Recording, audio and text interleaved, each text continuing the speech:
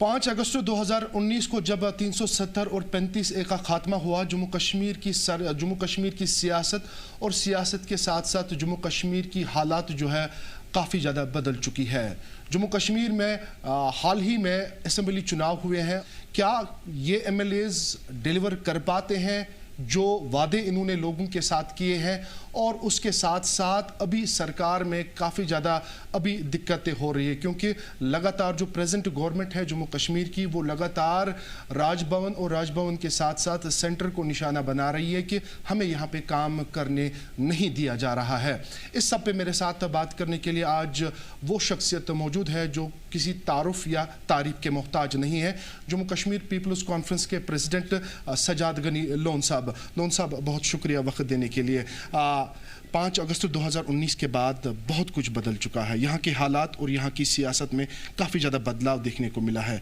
कई पार्टियाँ वजूद में भी आई हैं और अभी जो आपने वादे की है 2024 में, हालांकि 2008-9 में आपने शुरुआत की थी लोकसभा से लेकर, फिर 14 में आपने जीत हासिल की, तब भी चौधरी रमज़ान को हराया, आज भी चौधरी रमज़ान को हराया है।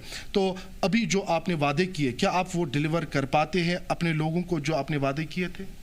मैंने कोई उतने झूठे वादे किए नहीं थे। मतलब जैसे जो बाकी पार्टियां हैं, जैसे नेशनल कॉन्फ्रेंस ने तो वो वादे किए थे जो कि सवाल ही पैदा नहीं है, अगले 700 साल में पूरे नहीं होंगे।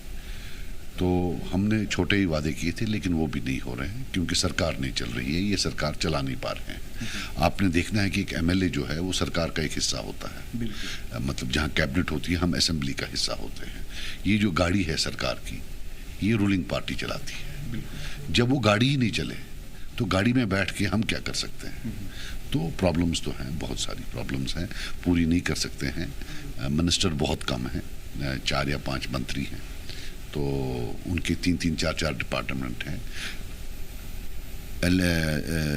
LG के रूल में, LG साहब के रूल में अफसर चलाते थे, आज भी वही ऑफिसर चला रहे हैं। कोई मोहर नहीं है सियासत की कि सियासतदान आ गए, वही सारे पुराने सिस्टम हैं।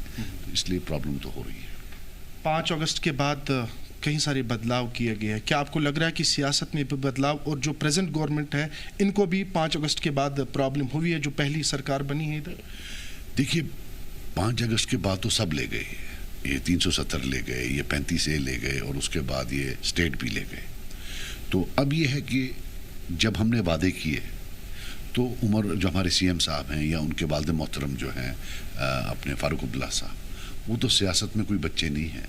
सबसे अगर कोई एक्सपीरियंस्ड हैं वो फारूक अब्दुल्ला साहब हैं। फिर CM साहब जो हमारे हैं, ये तो शायद दूसरी बार CM बन रहे हैं। इससे पहले ये MOS फॉरेन मिनिस्टर थे वाजपेयी साहब के साथ। तो बड़ा एक्सपीरियंस है उनको। बच्चे वो हैं नहीं कि उनको ये नहीं पता था कि नए हालात में जो वादे वो कर रहे हैं, कौन सा वादा मुमकिन है और कौन सा वादा मुमकिन नहीं है। अब उन्हें 370 का वादा कर दिया, वो तो उनको पता है कि अगर स्टेटहुड भी हो तो हम नहीं दे सकते हैं, वो तो पार्लियामेंट देगी। उन्हें 35A का वादा किया, वो भी पार्लियामेंट देगी। उन्होंने होम मिनिस्ट्री के कुछ वादे किए, वो तो हमारे पास है ही नहीं। तो ये कुछ लोगों की भी गलती है, मैं सब गलती इन पर नहीं। झूठ बोलना सियासतदान का हक है, लोगों का हक है कि वो देखें कि बिल्कुल नेकेड लाइज कौन बोल रहा है, झूठ कौन ज़्यादा बोल रहा है, तो वो कर नहीं पाए। लेकिन एज UT जो ताकत एक सरकार को होती है, जैसे हमने केजरीवाल साहब को देखा, उनने तो रेवोल्यूशन लाया हेल्थ सेंटर में, उन्होंने हेल्थ सेक्टर में, उनने तो रेवोल्यूशन लाया एजुकेशन सेक्टर में, ये क्यों नहीं ला रहे हैं? सो विदिन, और दिल्ली की जो UT मॉडल है वो कमज़ोर है JNK UT मॉडल से। तो ये भी सच है कि ताकत कम है, और ये भी हो सकता है कि राजभवन से कोई इनको जो है प्रॉब्लम हो। लेकिन ये भी सच है, ये खुद नाकाबिल लोग हैं, ये खुद नहीं कर सकते हैं या करना नहीं चाहते। इनका सारा फोकस जो है वो ट्रांसफर्स पर है। बस इनको बस ट्रांसफ़र करवा दीजिए, और उसमें मुझे शक हो रहा है कि कुछ गड़बड़ तो है, लेन देन का मामला है। असेंबली चुनाव में 2024 में आपने हंदवारा से इलेक्शन लड़ा, और उसके बाद चौधरी मोहम्मद रमज़ान जो कि काफ़ी ज़्यादा सीनियर वहाँ पे हैं, और 2014 में भी आपने उनको हराया था। 2014 में 5000 वोट से, और हाल ही में जो है कुछ ही वोट से आपने उनको हराया है। अब उनको एडिशनल जनरल सेक्रेटरी बनाया गया और राज्यसभा के मेंबर भी हैं। क्या आगे आने वाले वक्त में आपके लिए मुश्किलें खड़ी हो सकती है उधर से? ये क्यों होंगी मुश्किलें खड़ी? ये वेव जो नेशनल कॉन्फ्रेंस की थी झूठ पर, कि उन्होंने सबको बताया था, लग रहा था कि कहीं ये मोदी जी को कोई अटैक ही ना कर दे, तो यहाँ से अटैक करने के बजाय वो जाके शाले डाल रहे हैं। और अमित शाह जी और जो अपने प्राइम मिनिस्टर साहब हैं, इनको तो यकीन ही नहीं आ रहा है, उनसे हाथ मिला रहे हैं। सुना है हाथ भी नहीं धोते हैं फिर 5-6 दिन, बोलते हैं कि साहब कैसे वो हाथ धोएं जो प्राइम मिनिस्टर साहब से मिलाया है। तो वो तो आप सबको मालूम पड़ा है, जो उस वे में ना कामयाबी ला पाया वो कब ला पाएंगे। मैं सबकी बात कर रहा हूँ, आज इलेक्शन कर दें, देखते हैं कितनी सीटें नेशनल कॉन्फ्रेंस लेगा। इन्होंने झूठ बोला है, पूरे साल झूठ बोला है, इलेक्शन में झूठ बोला है, वो सवाल ही पैदा नहीं होता है। एक वादा बताइए ना जिस पर ये इन्होंने जो है कोई एक वादा जो पूरा किया। आप कह रहे हैं कि हम वो डिलीवर नहीं कर पा रहे, हालांकि सरकार में कमी है, करने नहीं दिया जाता है, तो आप ही खुद कह रहे हैं कि नहीं करने दिया जा रहा, तो उमर अब्दुल्ला को भी यही दुश्वारी आ रही है। मैंने कहाँ बोला नहीं किया जा रहा, मैंने बोला कि जब केजरीवाल कर सकता है, केजरीवाल जी ने जब किया तो ये क्यों नहीं कर सकते। तो मैंने तो आपको नहीं, आपने शायद गलत सुना। मैंने बोला कि जब वो कर सकते हैं तो ये क्यों नहीं कर सकते हैं। करे काफी चीजें तो इनके हाथ में है, मैं हजारों चीजें बता दूंगा जो इनके हाथ में है, जो ये कर सकते हैं और ये करते नहीं है। सजाद साहब, 1978 में गालिबन जम्मू कश्मीर पीपल्स कॉन्फ्रेंस जो है उनकी फाउंडेशन हुई है, आपके वालिद मोहतरम ने उसकी फाउंडेशन रखी थी, और 2002 में जब उनका इंतकाल हुआ है और उसके बाद आपने बागडोर संभाली है जम्मू कश्मीर पीपल्स कॉन्फ्रेंस की, कई सारे लीडर्स ने घर वापसी भी की है, और तो अभी क्या स्टेटस है आपकी पार्टी का और आगे लाही अमल क्या रहेगा? नहीं, हम कह रहे हैं, देखिए हम एक स्टेट ऑफ स्ट्रगल में हैं। मेरे फादर जो थे उनके खिलाफ 83 में 87 में रिगिंग की गई उनकी पार्टी के खिलाफ, तो एक टाइम आ गया उन्होंने इलेक्शन छोड़ दिए और वो अलहदगी पसंद सियासत में थे। तो मुझे उनका जो माजी है मेरे फादर का, उसके साथ यहाँ स्ट्रगल करना पड़ता है। जो यहाँ की एजेंसीज हैं, जो यहाँ का इकोसिस्टम है सरकार का, वो मेरे खिलाफ है। तो मेरे ऊपर जो ये तोहमत लगा रहे थे पिछले इलेक्शन में कि भाई ये तो बीजेपी के साथ है, लेकिन यहाँ से जो सारा जो सेक्टर, जो एक एजेंसीज का एक वो वेब होता है, वो सब हमारे खिलाफ था। क्योंकि इनको अभी भी ये मेरे को एज सजाद लोन नहीं देखते हैं, मुझे ये एज अब्दुल गनी लोन सन देखते हैं कि अगर वो अलहदगी पसंद में गया तो ये भी कल जा सकता है। तो यहाँ जो है स्पेस नहीं दे रहे हैं हमें। स्पेस यहाँ 2 खानदानों के लिए है, 2 पार्टियां हैं, नेशनल कॉन्फ्रेंस और पीडीपी, उनको स्पेस है, वो कुछ भी बोल सकते हैं, वो कोई भी गाली गलौज कर सकते हैं, उनको अलाउड है। बाकी हमको मुश्किल से अगर हमने कोई सीट निकाली इधर उधर, ये खुला छोड़ दें सबके लिए कि इवन प्ले फील्ड दें, तो कश्मीरी भी जो है कोई नया अल्टरनेटिव लाएंगे। लेकिन जब तक अब एजेंसीज का चोक होल्ड है कि वो किसी को करने ही ना दें, तब तक क्या करेंगे। बाकी जो बीजेपी वाले हैं ये झूठ बोलते हैं, ये सब झूठ बोलते हैं, इनमें और कांग्रेस में कोई फर्क नहीं है। 2024 का इलेक्शन मुझे याद है, और आपकी पार्टी के कई सारे सीट्स जिसमें पटन हो और उसके साथ साथ कई सारे इलाके 4-5 सीट्स है जिसमें बहुत कम मार्जिन रहा है, 4-5 हज़ार वोट्स की फ़र्क रही है। तो क्या आप इस गैप को आगे आने वाले वक्त में फिल करेंगे? मेरी बात सुनिए, 600 से हमने पटन हारा, 1400 से लंगेट हारा, 3-1000 से त्रेगाम हारा। मैंने कैलकुलेशन की 5000 वोट से कुल टोटल 5, एक नहीं 5 में से 5000 अगर हमें आते, बल्कि 3 आते तो हम तो 3 और सीटें जीतते। और इतना सारा कैंपेन जो था हमारे खिलाफ था, और मैं आपको बोल रहा हूँ वसूख से कि सरकारी जितनी भी एजेंसियां थी वो भी ठीक ठाक खिलाफ थी। तो क्या करें। अब हमें ख्याल था कि चलो, मुझे अपनी जगह लग रहा था कि एक दूसरी नेशनल पॉलिटिकल पार्टी होगी, ये तो कांग्रेस से भी गई गुजरी है, ये तो उनसे भी गए गुजरे हैं। इनका भी यही है कि भाई ये 2 हैं, वही पुराने लोग चला रहे हैं जो कांग्रेस के वक्त चला रहे थे। तो कांग्रेस को फिर भी थोड़ी समझ बूझ थी जम्मू कश्मीर की, इनको तो है ही नहीं। 2024 का लोकसभा चुनाव मुझे याद है, और काफ़ी ज़्यादा आपके खिलाफ कैंपेन चली कि आप बी टीम हैं। हालांकि मुझे याद है वो जलसा भी जिसमें यहाँ के एक पॉलिटिकल पार्टी के एक प्रेसिडेंट आपके साथ गए, आपको क्या लगा, क्या कहाँ पे आपको चूक हुई है? मुझे बी टीम बोला, और जो जीत के आया उसने तो वोट दिया इनको वहाँ पार्लियामेंट में। नहीं, ये आप ऑन द कैमरा, मैं ऑन कैमरा कह रहा हूँ, बिल्कुल दिया बिल्कुल दिया। भाई साहब, आप मुझे एक चीज बताओ, वो अमृतपाल सिंह भी है पंजाब का, उसको तो कभी शक्ल नहीं दिखाते हैं पार्लियामेंट की। ये तो पे कर 1 लाख रुपए पे करता है। 1 लाख रुपया पे करके किसको वोट दिया? बीजेपी को वोट दिया या जिन्होंने अफजल गुरु को फांसी दी, किसको वोट दिया? 2 में से जरूरत क्या थी वोट डालने की? जैसे आपने राज्यसभा में अपने आप को एब्सटेन, मैंने बोला न उसको दूंगा, न उत को दूंगा, तो न तुत को दूंगा, न उतिस न तुतिस, मैंने तब बोल दिया। ये भी वही करते। आप मेरी बात, लोग जो हैं वो सादे हैं, उन्होंने अल्लाह की कसम उसको वोट दिया जो बीजेपी का सबसे चहीता था। आप इंजीनियर रशीद की बात करते हैं और नाम नहीं लेना चाहता, उन्होंने कई लाख वोट लिए हैं। आप मेरी बात सुनो, तो उसके बाद 3 महीने के बाद कहां गए वो वोट? 3 महीने के बाद अभी उन्होंने डिलीवर किया। अच्छा, आप आरटीआई देखिए सर। आप मेरी बात सुनो, where are those 3 lakh votes? जहां तक डिलीवरी की बात कर रहे हैं, अगली बार मैं इलेक्शन कमीशन को अपील करूंगा कि वोट आप एक को दें, कि जो वोट वो आए हैं उनको उसके बाद असेंबली में वो लोगों को वोट न दें, आप वोट दें। Don't try to become people. आपको आदत है मीडिया वालों को, आप लोगों का जो है ना रोल लेना चाहते हैं। आप बैठिए, अपना काम करिए और देखिए कि 5 लाख से वो 1 लाख पर कैसे पहुंचे 3 महीने में। लोगों को मालूम पड़ गया। आपको कहां पे लगा कि प्रॉब्लम हुई है? देखिए, मुझे उसमें ज़्यादा डिस्कस नहीं करना है। सिंपल स्ट्रेट फॉरवर्ड आप मुझे एक्सप्लेन करें कि 5 से 1 लाख कैसे पहुंच गए 3 महीने में। You explain. चलो, मुझे नहीं आया। जनता सब कुछ जानती है, ठीक है, जनता वोट डालती है। हाँ, तो बस जब जनता सब कुछ जानती है तो आपने बोल दिया, तो मेरे से क्यों पूछ रहे हैं? चलिए आगे। लेजिस्लेचर मेंबर है आप, जब राज्यसभा के चुनाव हुए तो आपने अपने आप को पीछे रखा। मैंने बिल्कुल बोला कि मुझे कोई फर्क नजर नहीं आता नेशनल कॉन्फ्रेंस को वोट देने में और बीजेपी में। क्या उसके बाद उमर अब्दुल्ला साहब ने तारीफों के पुल्ली बांधे पीएम साहब के कि हमें कोई शिकायत नहीं? अरे 370 मिल गया, आपको कोई शिकायत नहीं। 35 से मिल गया, आपको कोई शिकायत नहीं। स्टेटहुड मिल गई, आपको कोई शिकायत नहीं। और बोलते हैं उन्होंने हमें इतना पैसा दिया। किधर है पैसा? यहां तो जीपी फंड नहीं है 2-2 साल से लोगों को। यहां तो ठेकेदारों के पास बिल के पैसे नहीं है आपके पास, उनके बिल देने के पैसे नहीं है, उनके जो उन्हें काम किए हुए हैं टेंडर्स में। और आप बोल रहे हैं हमें कोई नहीं, कोई फर्क ही नहीं। और मैंने क्या बोला था? मैंने उस ब्रॉडकास्ट में बोला था कि जिस दिन ये राज्यसभा वाले जीतेंगे, इनको होगा कि वो कौन सा दिन होगा जब वो या अमित शाह जी से मिले या प्राइम मिनिस्टर साहब से मिले। की जिक्र कर। और अमित शाह जी के पास तो पहुंच गए वो। अब उनकी एक ही तमन्ना है कि उनका दीदार कब होगा प्राइम मिनिस्टर साहब का। हम भी दुआ करते हैं जल्दी उनको दीदार मिल जाए। So there is no difference between the two. और मैंने बहुत अच्छा किया। और देखिए, सियासत को बारीकी से देखें। Tell me one thing, 7 vote लिए हैं, 7 वोट लिए हैं बीजेपी ने एक्स्ट्रा। वो बताए नेशनल कॉन्फ्रेंस किसने? ये फिक्स्ड मैच था right from day one. Right from day one it was fixed match. और मैं इसके बारे में और नहीं बोलना चाहता हूं, but it was a fixed match right from day one. आप सियासत पे बारीकी नज़र आप रखते हैं और वादी कश्मीर में मुझे नहीं लग रहा कि कोई ऐसी चीज़ हो जिस पे आपने बात नहीं की हो।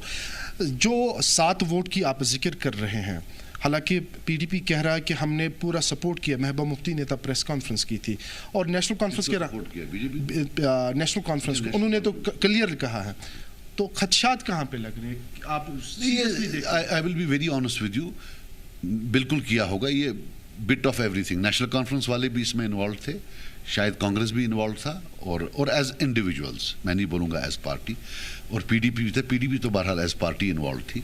तो उनने कितना क्या किया होगा, वो लेन देन क्या है, खैर मुझे नहीं उसमें जाना, क्योंकि मुझे पता ही नहीं है इशू में। नहीं है तो अब एक this is on the other side of the wall, I don't have an idea. तो अच्छा नहीं लगता है मेरा बोलना, लेकिन वोट पड़े और शुक्र है मैं वहाँ नहीं था, वरना सब मुझ पर बोलते इसने किया, इसी ने सब किया। इसीलिए अपने आप को दूर रखा आपने। खुश भी हूँ कि यार मैं कहाँ, मतलब ये लाल वालों को कहाँ वोट डालेंगे? हमारे हाथ कट जाएंगे, थोड़ी ना नेशनल को वोट डालेंगे। ये तो बड़े कातिल लोग हैं, कश्मीरियों का खून इनके हाथों में लगा हुआ है, कहाँ से इनको वोट देंगे? बदमाश लोग हैं, क्या बात कर रहे हैं?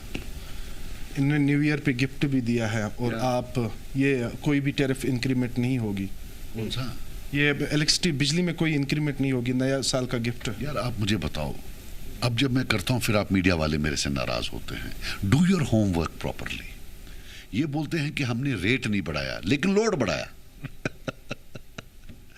जिसको 1000 आता था उसको 1700 आता है। रेट नहीं बढ़ाया और लोड बढ़ाया कि पहले अगर आप 1 किलोवाट का आपको हम चार्ज करते थे, अब हम 2 किलोवाट का कर रहे हैं। यार ये अब क्या है? अब ये भी मुझे ही समझाना पड़ रहा है। इस पर तो मीडिया चिल्लानी चाहिए थी, वो भी फिर मुझे ये करना पड़ रहा है। हाल ही में वादी कश्मीर में जो एक मजहबी लीडर है, हम कहेंगे मीरवाइज जम्मू कश्मीर मौलवी उमर फारूक ने जो अपने बयो से हुर्रियत कॉन्फ्रेंस का टैग हटाया है। आप भी एक ज़माने में सेपरेटिस्ट लीडर थे, आप पे तब बहुत सारी उंगलियां उठी। हाल ही में मीरवाइज उमर फारूक ने टैग हटाया। किस तरीके से आप इस पूरे डेवलपमेंट को देख रहे हैं? देखो, जमहूरियत में उनका मर्जी है, उनकी मर्जी है वो क्या रहें, वो हुर्रियत रहें, नॉन हुर्रियत रहें। लेकिन एक बात है कि काफ़ी लोगों ने बयान दिया, हमारे शेख इमरान साहब हैं, उनने शायद तनकीद की थी उनकी कि भाई ये रिलीजियस लीडर हैं, ये एंटी इस्लामिक है। आप ये नहीं कह सकते हैं। इस्लाम में ना कोई सुपीरियर मुस्लिम है ना इंफीरियर मुस्लिम है। हम जब सफ में खड़ा होते हैं सब एक खड़ा होते हैं, राइट? उसमें कोई ये नहीं होता है नमाज पढ़ाने के लिए जो ज़्यादा जिसको आता होगा वही आगे जाएगा, अगर वो हमारे लिए काम करता हो हमें उसके पीछे नमाज पढ़नी। यही एक खूबसूरती है इस्लाम की। और ये कि कोई इमाम है किसी मस्जिद का या जामा मस्जिद का तो आप सवाल नहीं पूछ सकते हो, ये इस्लाम की रूह के खिलाफ है, ऐसा हो ही नहीं सकता है। Nobody is. अगर आप अपने मज़हब को छोड़कर, यहाँ तो आसाराम भी थे, यहाँ फिर वो गुलजार साहब थे बड़गाम के, वो भी तो मजहबी थे। तो ये ऐसे कैसे हो सकता है? बाकी उनकी मर्जी है, उनको हक बनता है। अलबत्ता जब मैंने छोड़ा तो मुझे 7-8 साल जवाब मांगा लोगों ने। आप जैसे मीडिया वाले भाई होते थे, मैं कभी प्रेस कॉन्फ्रेंस करता था तो मैं बोलता था जनाब वहाँ पानी नहीं है, तो वहाँ से जवाब आता था आप पहले नहीं लड़ते थे, अब आप क्यों लड़ रहे हैं? 8 साल 7 साल जो है मुझे कुछ नहीं करने दिया। और मैं तो एक कमज़ोर सेपरेटिस्ट था। जब मैं सेपरेटिज्म में था तो अक्सर यही लोग मीरवाइज साहब वाली पार्टी बोलते थे ये तो भारत की गोद में बैठा है ना? तो ये तो बड़े थे, ये तो मुशर्रफ साहब के साथ, मतलब एजेंसी वालों के साथ वहाँ अगर आप फोटोग्राफ्स देखेंगे तो उनके मिलिट्री हेलीकॉप्टर्स में थे। तो आप मेरी बात सुनना पूरा, तो इनको तो जवाब देना पड़ेगा आज या कल, और जवाब देने में कोई नहीं है। बयो हटाना का मतलब क्या है कि जनाब मुझे जो है फोर्स किया गया, वो था फोर्स करना, या बोले कि जनाब मेरे फादर को मारा। मेरे फादर को नहीं मारा, मगरबल बाग में तो एक आदमी के 2 बच्चों को एक दिन मारा, कितनों के बच्चे मरे हैं। No, this is wrong. यहाँ सेक्रीफाइस और pain, majority of the people they are poor, उनको कोई जानता भी नहीं, उनको किसी ने पूछा तक नहीं है आज तक। बाप को मारा तो बेटे को उसके बाद 5 साल जेल ले गए। ऐसे हजारों एग्जाम्पल्स हैं मेरे पास। लेकिन जवाबदेही होगी, पूछना पड़ेगा और जवाब जो है आपको देना पड़ेगा। आज नहीं तो कल ये आप भूल जाओ कि आपने आया। और फिर अभी जो एनसीपीडीपी है उनको ये अंदाजा है कि शायद इलेक्शन नहीं लड़ेगा, कुछ कॉन्स्टिट्यूंसीज में, सिटी में 1-2 में अगर कोई वोट है शायद हमें दे। आज ये बोले मुझे इलेक्शन लड़ना है, दोनों देखना आप इसको सवाल पूछने के लिए निकली। सो इसलिए मीरवाइज साहब के लिए बहुत अच्छी बात होगी कि वो खुद क्लैरिफाई करें। वो खुद क्लैरिफाई, मुझे सताया गया है इसीलिए मैंने। वाह वाह वाह वाह वाह, और किसी को सताया ही नहीं गया है। मुझे ये बताइए 1 लाख लोग कब्रों में हैं, 2 लाख लोग जेल गए हैं और इनके खिलाफ एक FIR आज तक नहीं है। आपको ये अजीब नहीं लग रहा है? The head of Hurriyat conference, आपको ये अजीब नहीं लग रहा है? अमित शाह साहब ने तो पार्लियामेंट में बोला कि हम सेपरेटिस्ट को सिक्योरिटी नहीं देंगे। वो बाकी कहते हैं सिक्योरिटी का, CRPF सिक्योरिटी किस सेपरेटिस्ट के पास थी? 8 करोड़ रुपया लगता है साल का इनकी सिक्योरिटी पर। 50 से 60 लोग हैं। आप लगाइए कितना तनख्वाह है महीने का, कितना साल का है, लगाइए जरा। प्रोटोकॉल है, मतलब उस बीजेपी से इतना प्रोटोकॉल आपको मिल रहा है जितना, मतलब इतना मैंने जो है इंतकाम पसंद किसी सरकार को नहीं देखा है। मैं साल भर जेल में था इनके अंडर। बिल्कुल। अभी आप देखिए, अभी जावेद मीर साहब को गिरफ्तार किया गया, अभी शकील बख्शी साहब को गिरफ्तार किया गया और केस में बताया गया कि अब्दुल गनी लोन साहब मरहूम, गिलानी साहब मरहूम एक प्रोसेशन को लीड कर रहे थे, ये भी उसमें था। मतलब हमें भी नहीं बख्श रहे हैं, बोल रहे हैं कि भाई ज़्यादा बातें करोगे तो देख लो। तो इनको ये 5 स्टार ट्रीटमेंट किस लिए? 2 जुम्मा से वो जामे मस्जिद नहीं आ पाए। ये हाउस अरेस्ट का ड्रामा जो है ये हमने पिछले 30 साल देखा है। अल्लाह का मैं ऐसे हाथ जोड़ता हूँ ये ड्रामा बंद कर दो। 90% केसेस में हाउस अरेस्ट ऑन डिमांड होता है, और तब के सेपरेटिस्ट भी, आज के भी, और आज के ये जो ये फिर ये फोटो डालते हैं। मुझे एक चीज़ बताओ, दिल पर हाथ रखकर, कैसा लगता है आपको? 1 लाख लोग कब्र निकाल रहे हैं, 2 लाख के करीब जेल में गए हैं, टॉर्चर 3 लाख का हुआ है, और आप बड़ी कुर्बानी दे रहे हो जनाब। फिर आप फोटो चढ़ाते हो कि जनाब मैं हाउस अरेस्ट हूँ अपने महल में। इसीलिए मैं कह रहा हूँ कि 5 अगस्त के बाद कोई किलिंग नहीं हुई। What nonsense is this? नहीं, मैं इनकी बात कर रहा हूँ पहले। What nonsense is this? हाँ जी, फिर वो फोटो उठाते हैं, फिर वो मैडम उठाती है फोटो, मिल्क और coffee. What is this nonsense? आपके टाइम में लोग मरे हैं, आपने अंधा किया है लोगों को। अब आपको एक गाड़ी बाहर होती है, फिर आप बोलते हो मैं हाउस अरेस्ट हूँ। ये क्या नया ड्रामा है? और इसमें दिल्ली इनका साथ देती है, दिल्ली बाज़ाब्ता इनको हाउस अरेस्ट करती है, फिर ये फोटो उठाते हैं, फिर कैमरा में डालते हैं। अरे क्या बात कर रहे हो यार? दिल्ली चाहे तो एक आज फोन करे, भाई कोई नहीं चढ़ाएगा ये, आपको लगता है आप कह रहे हैं ये सारा स्क्रिप्ट है? ऑफ कोर्स स्क्रिप्ट, क्या बात कर रहे हो, स्क्रिप्टेड है सारा। मेरी दायां मैं I will bet my life, सारा स्क्रिप्टेड है। आपको लगता है दिल्ली, पहले आप बताओ, दिल पर हाथ रखकर, दिल्ली नहीं, मैं भी एक पूछता हूं, मैं एक जर्नलिस्ट, मुझे बचपन में बड़ा शौक था जर्नलिस्ट बनने का। अब मैं पूछता हूँ, मैं क्या झूठ बोल रहा हूँ? दिल्ली के बगैर यहाँ कुछ हो सकता है? आपको नजर है? नहीं, आप मुझे बताओ, दिल्ली के बगैर कुछ हो सकता है? आप जवाब भी नहीं दे रहे। आप हिस्सा रहे हैं गवर्नमेंट का, आपको नजर है हर एक चीज पर। आप तो स्पोर्ट्समैन हो ही नहीं। आपको नजर है हर एक चीज पर। दिल्ली के बगैर कुछ होगा यहाँ? जाहिर सी बात है, सेंट्रल गवर्नमेंट है, जाहिर सी बात है उनको फंड्स देने। नहीं होगा, नहीं फंड्स को छोड़ो ना, जेल बोलो ना, जेल गए हो, हर एक चीज देखती है। तो बस, तो फिर यहाँ कोई आप, यहाँ तो किसी की हिम्मत नहीं होती है न्यूज लिखने की। ये सब स्क्रिप्टेड मामला है, और ये हाउस अरेस्ट का है, ये मैं अपने लोगों से बोल रहा हूँ। सब नहीं तो 100 में से 90 स्क्रिप्टेड होते हैं, या 80 स्क्रिप्टेड। सजाद साहब, लास्ट ईयर यहाँ पे एक एहतिजाज हुआ स्टूडेंट्स का रिजर्वेशन पे, और मैं एक और चीज बोलता हूँ, फिर भी मीरवाई साहब खुशकिस्मत हैं, उनकी जो साथी हैं वो कहाँ हैं? गिलानी साहब गुमनामी में अकेले मर गए, कोई उनके अलाउ नहीं किया उनके जनाजे पर किसी को। यासीन मलिक को उम्र की कैद लगी है और ये फांसी मांग रहे हैं। जावेद गया जेल, शकील बख्शी जेल, शबीर शाह साहब jail, and comparing those sacrifices, उसके बारे में आप बात नहीं कर रहे हैं पिछले साल, और अपना ये फोटो उठा रहे हैं। कहीं ना कहीं तो शर्म आनी चाहिए ना।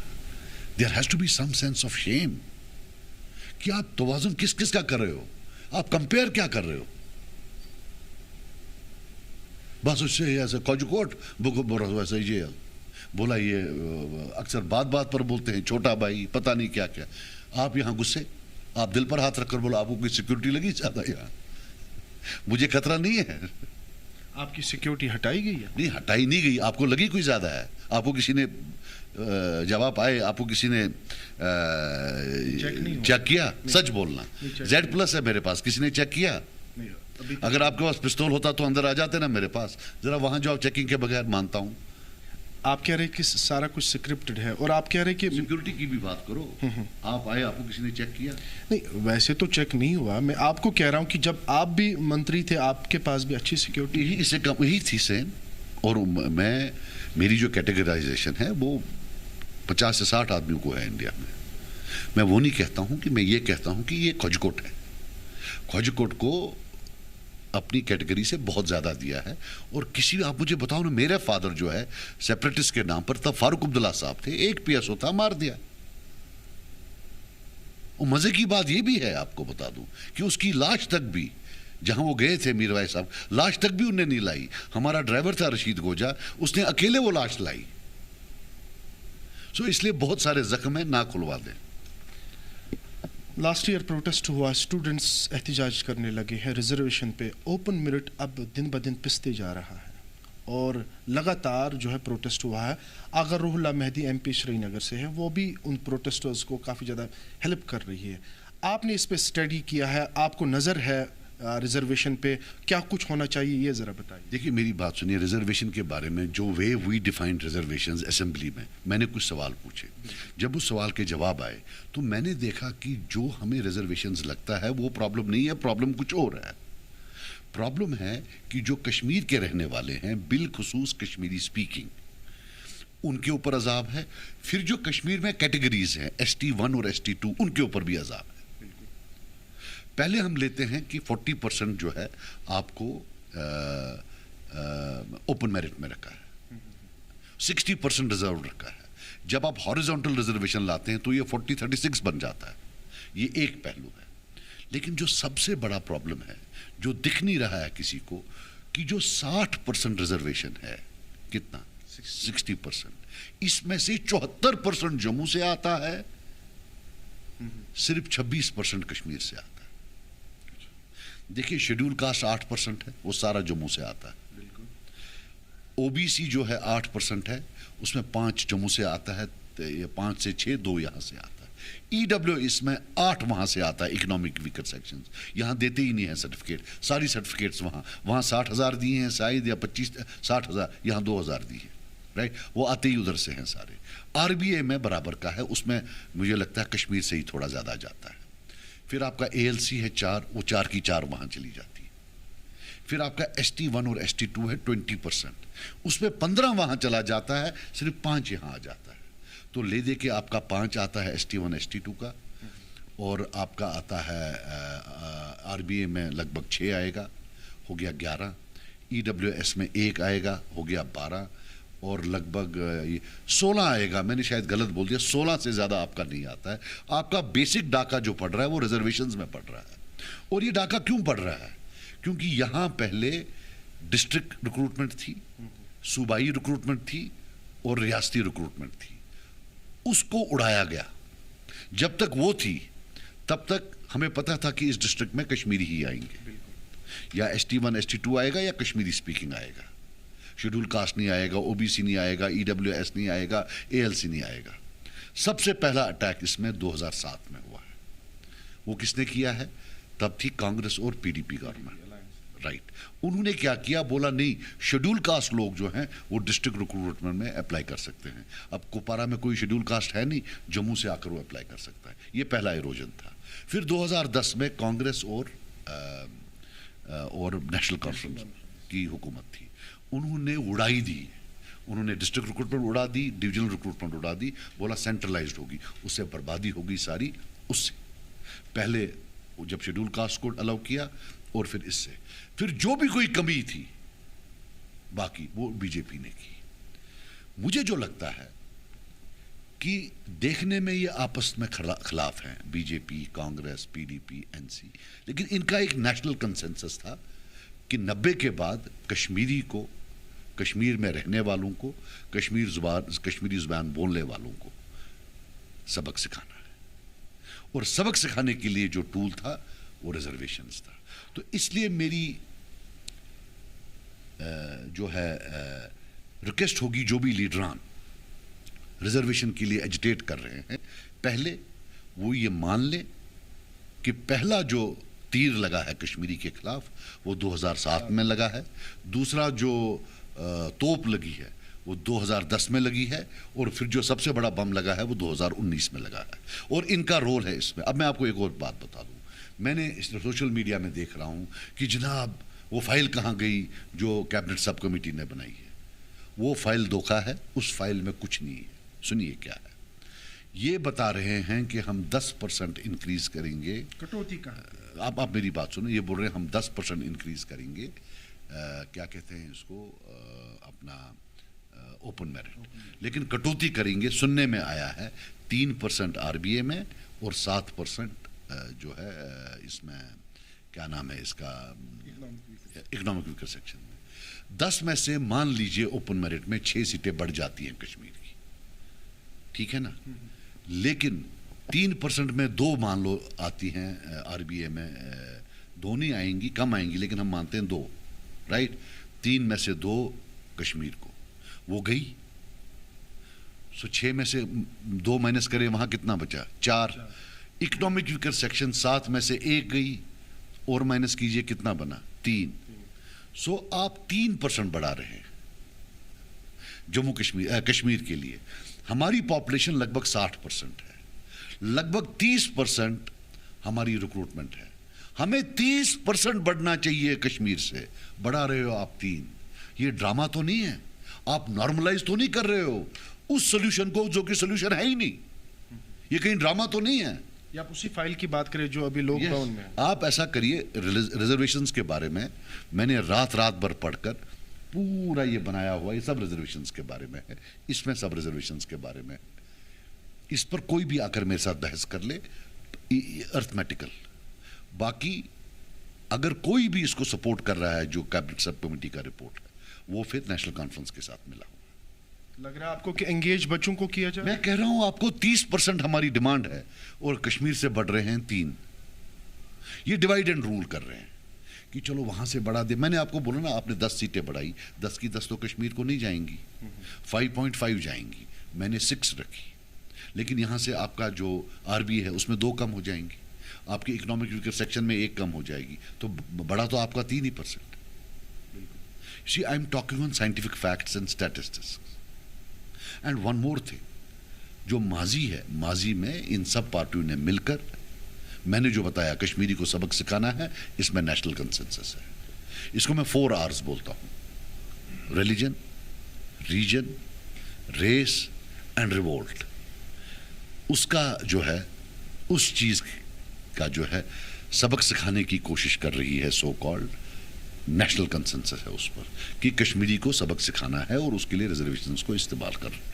सजाद साहब, आखिरी कुछ सवालात हैं। आपके जो भाई हैं वो किसी और आइडियोलॉजी से हैं और आप मेन स्ट्रीम पॉलिटिक्स में आए हैं, तो एक ही घर में 2 आइडियोलॉजी। अभी बात सुनिए, मैं अपने वोट लेता हूँ, मैंने मरते मरते भी इस वे में कोई 2.25 लाख वोट लिया है, ठीक है कि नहीं? Talk about me, right? I have nothing to do with anything else. 2018 की मैं बात करूंगा, जब आपने कहा यहाँ के गवर्नर को कि मैं यहाँ पे सरकार बनाऊंगा, क्या वाकई में आपके पास उतने नंबर्स थे? थोड़ा बनाने देते तो क्यों नहीं बनाने दी तब भी, खैर बहरहाल वो जाने तो, नहीं बनाने दी, मैं बना सकता था, ऐसी कोई बात नहीं। तो आगे क्या लाहेअमल रहेगा पीपल्स कॉन्फ्रेंस? हम जाएंगे, हम एज अपोजिशन, मुझे लगता है हम ही बात कर रहे हैं। जितना भी नैरेटिव है, जितना भी डिस्कोर्स है अगेंस्ट द रूलिंग पार्टी, उनको एक्सपोज करना, वो तो इधर से ही हो रहा है। हमारा तो दोगलापन नहीं ना है, हम तो कभी भी उनके साथ नहीं है। बाकी कुछ पार्टियां हैं जो रात के अंधेरे में मिलती हैं, तो हमारा तो दूरी, टोटल दूरी है उनके साथ। मेरा आखिरी सवाल है आपको पढ़ाई के लेकर। आप यूके में पढ़े हुए हैं, अपने कॉमर्स में डिग्री हासिल की है, इकोनॉमिक्स में डिग्री हासिल की है, और उसके बाद आप कश्मीर आए हैं और यहाँ पे आपने इंट्रोगेशन भी देखा है और उसके बाद जेल भी देखा है। 19 में आपको जेल लिया गया और उसके बाद इलेक्शन भी जीता है, मिनिस्टर भी रहे, तो ये सफ़र थोड़ा बताइए। किया यार, क्या करें अब, ये एज आई टोल्ड यू कि अपनी तरफ से तो पूरी कोशिश की, अच्छा स्टूडेंट था, पढ़ाई भी की, फिर यहाँ आया। लेकिन एक हकीकत है जो मैं अपने नौजवानों को बोलूँ कि जब एक कौम को उठना ही नहीं है, जब एक कौम को उठना ही नहीं है, तो उसमें पॉलिटिशियंस कुछ नहीं कर सकते। मैं अपने कौम को बोलता हूँ कि आप रोज गालियां देते हो पॉलिटिशियंस को, सियासी गालियां, वो वाली गालियां नहीं कि भाई उस सियासतदान ने ऐसा किया। मैं एज अ कश्मीरी आज आपसे एक बात बोलना करूँ, आप अपने गरेबान में देखो कि 70 साल से आप लीडर नहीं चुन पाए।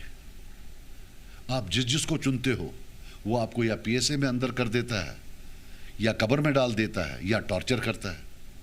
और आप अपने ज़मीर से पूछकर बोलो कि पिछले 30 साल में जिन्होंने मैक्सिमम पीएसए लगाए, जिन्होंने मैक्सिमम लोगों को मारा, जिन्होंने मैक्सिमम लोगों को टॉर्चर कराया, क्या आप आज उन्हीं को वोट नहीं दे रहे हो?